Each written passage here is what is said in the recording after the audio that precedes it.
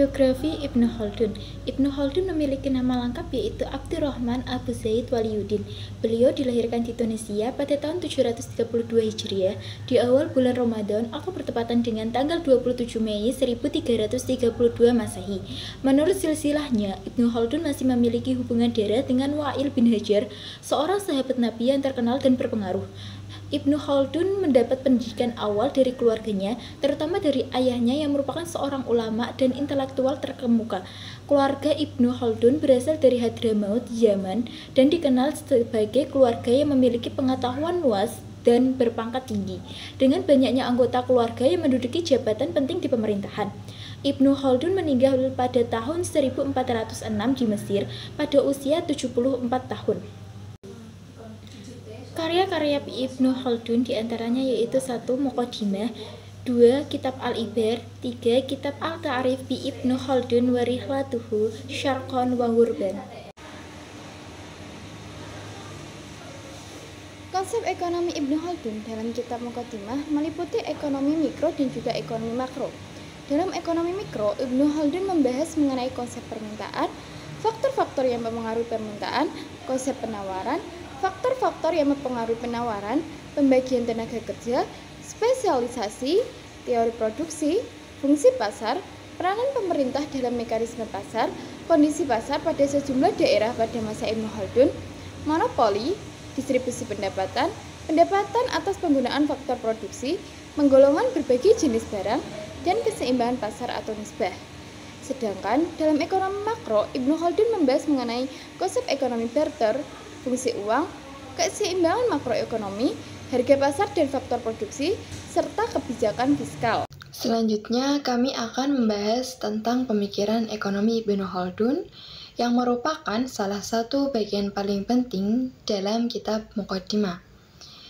Ibnu Khaldun memandang bahwa ekonomi bukan hanya soal uang dan perdagangan saja, tetapi merupakan bagian dari kehidupan sosial. Dalam teori produksinya, ia menekankan pentingnya tenaga kerja, kerjasama, dan spesialisasi sebagai faktor utama kemajuan ekonomi. Menurut beliau, bukan sumber daya alam yang menjadi penentu, melainkan keterampilan dan model intelektual masyarakat. Selain itu, terdapat teori nilai dan harga. Dalam teori nilai dan harga, Ibnu Khaldun menyatakan bahwa nilai suatu barang ditentukan oleh tenaga kerja, sedangkan harga terbentuk dari interaksi antara penawaran dan permintaan. Uang yang baik menurut beliau adalah emas dan perak, karena nilainya stabil dan netral.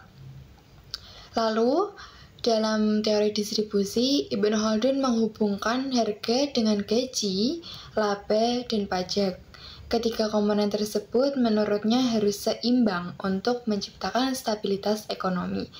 Meskipun beliau sadar bahwa kondisi ini hanya sementara karena ekonomi terus berubah. Ibnu Khaldun juga memperkenalkan teori siklus, di mana Ibnu Khaldun menjelaskan bahwa pertumbuhan ekonomi berjalan dalam pola naik turun, dipengaruhi oleh populasi, produksi, dan kebijakan fiskal. Negara mempunyai peran penting dalam menjaga keseimbangan ini, terutama melalui pajak. Jika pajak terlalu tinggi, produktivitas menurun dan bisa menyebabkan kemunduran peradaban. Tidak hanya itu, Ibnu Khaldun juga menekankan pentingnya perdagangan internasional. Bahkan sebelum Adam Smith, Ibnu Khaldun sudah menyatakan bahwa perdagangan antar negara dibutuhkan karena bisa menghadirkan barang dengan harga lebih murah, kualitas lebih baik, dan produk yang tidak tersedia di dalam negeri. Dari pembahasan tersebut, dapat disimpulkan bahwa Ibnu Khaldun adalah tokoh besar yang pemikirannya jauh melampaui zamannya. Melalui karya besarnya, yaitu Kitab Muqaddimah, Ibnu Khaldun tidak hanya berbicara tentang sejarah dan peradaban, tetapi juga menyusun dasar-dasar pemikiran ekonomi modern. Ibnu Khaldun menyoroti pentingnya tenaga kerja, uang, harga, pajak, hingga perdagangan internasional. Semua ini menunjukkan bahwa ekonomi menurut Ibnu Khaldun adalah ilmu yang sangat berkaitan erat dengan dinamika sosial, politik, dan budaya masyarakat. Pemikiran Ibnu Khaldun masih sangat relevan sampai sekarang dan bisa menjadi inspirasi dalam membangun sistem ekonomi yang berkelanjutan dan adil.